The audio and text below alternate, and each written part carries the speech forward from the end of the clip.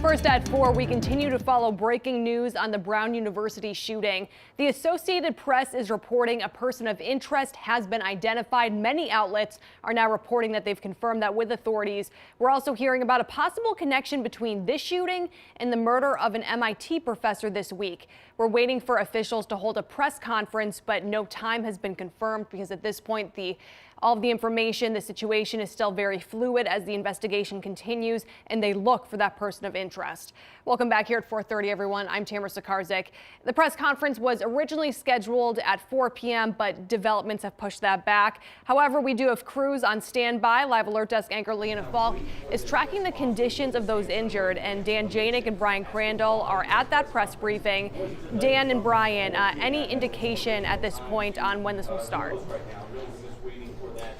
No, Tamara. They said that it's not going to start at 4 o'clock. I can't foresee this starting any time before 6 o'clock, and maybe that would be early. But again, I have no confirmation on that.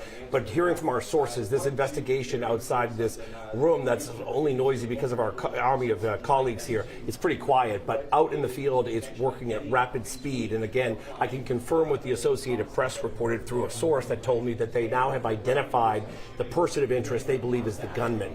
The I-Team's Brian Crandall has been working his sources this afternoon, and he joins me here in the press briefing room as we wait. And Brian, what do you got? Well, and we started hearing rumblings earlier today that this was headed in this direction, that there were significant developments happening. And again, now that they've identified a person, it's clear that at this point, though, there's nobody in custody as far as we know. And my understanding is that they don't think this person is in Rhode Island either. So again, after they put those images out over the past few days, put out the call to the public, and now again, they've looked into this link with the killing of an MIT professor earlier this week, which at briefings earlier this week, they said there was no evidence that they were linked. Now today we're hearing that they are investigating a possible link. So was there a lead there that led to something here or vice versa? Yeah, I think Brian and I are pretty close to reporting possible link there, but we don't have it yet nailed down.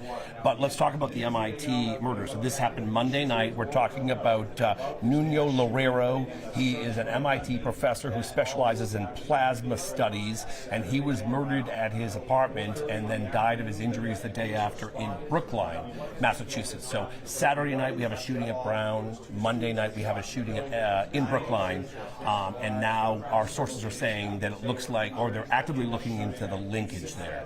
And while we've been focused on no suspect here, no identification, the same was true there. You know, we hadn't been focusing on the MIT investigation as much. That's been a big story in Boston as well. And again, the initial conversation here from the FBI and others was there was no evidence of a link. So this has taken quite a turn today. Right. Now this is overshadowed, which was our strongest lead at this hour yesterday, which is the individual that came in close proximity of the person of interest. I haven't heard anything about that on my sources and from people on my side. Yeah, and again, it's unclear at this point how they came to identify this person. Right. And you and I have heard some things that maybe we can't report at this time about how that unfolded. Yeah. So that's where we stand right now. So the man that we first saw, described as a stocky build, 5'8", who you know, I called him last night the man of mystery because, I mean, how do you walk into a university in a busy neighborhood and pull off something like this and then walk free? But I guess according to our sources, the mystery's over and they know who this person is. Are your sources saying anything about it? Do they believe he's stateside or could he be overseas, or we don't have that nailed down yet? I don't think overseas, but I could be wrong. Right. Again, it's all pretty fluid at this point. I heard not necessarily in our immediate area in Rhode Island. Right. Okay, so Tamara, just so you know, and for people at home who are watching, this is reporting in real time. Brian has an army of sources. I have some sources, and we're working them, but the sources are also careful not to give us anything that may tip this investigation. So we are actively on our phones trying to work our sources so we can give the NBC 10 viewers the first information, but we're going to do so in a responsible way. So we'll have the latest coming up at 5 o'clock, unless that press conference starts at 5. What do you? I'll buy you a Coke. There's too much going on right now. Before 5, things to happen. All right, Tamara.